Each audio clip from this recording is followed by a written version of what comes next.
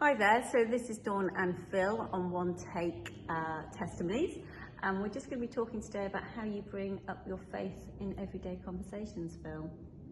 Well, normally, if I'm out walking, I'll say good morning to someone and talk about the weather, or talk, if I see I've got a dog, maybe talk about that. One thing leads to another, and it goes backwards and forwards, and then I'll say, do you know why it's such a lovely day today? Because I'm thanking God for it.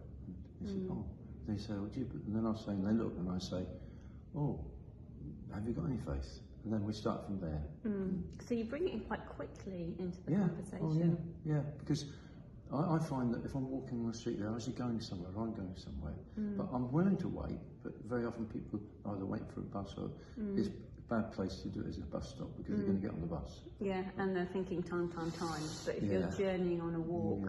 and you just have a look at the people. And over the years, when I used to teach in Moray, I used to pick up, during the car jam, I used to pick up people. You shouldn't do this really. Don't do this at home.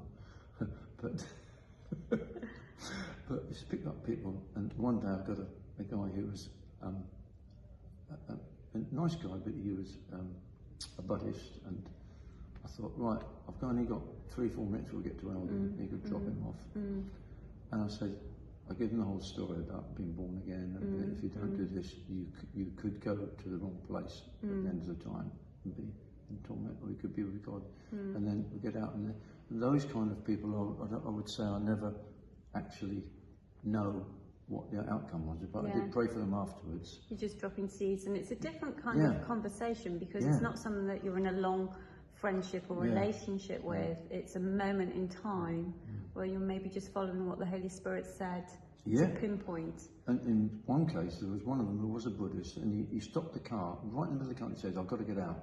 Really? He couldn't stay in the car. Wow. And I thought, well, I praise you that perhaps that you could sense your presence, Lord, but I'm sad that I couldn't.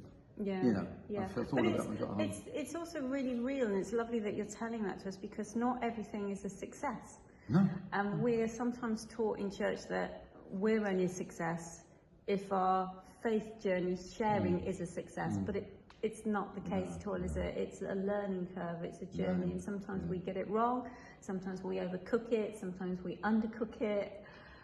But most of all, I think the most successful thing is, like you're saying, you find where the person is, you walk alongside them. And if you pray that you might meet them again, and then you can carry on, or say, have you thought about what I've said? Or anything? You might get it blank, even then. And one person, years ago, I was on Facebook I came off it, but one of the guys, he said, I want to thank you, because all those years you encouraged me. And he went on to become a deacon. I don't know if he was a priest, but something like that in his church. And he says, at a low point in my life, he said, and this has happened 2 or 3 times in my life, and it really gives me, I'm just almost, you get tearful because you think this is the love of God, and he's used me. Yeah. So it's like understanding the importance of that gift of encouragement for Christian and somebody who's exploring faith and non-Christian alike, isn't it? God encourages us all because he loves us all. He does, absolutely. Oh, thanks for those tips today, Phil. It's really cool. Thank you. Pleasure. Thank you.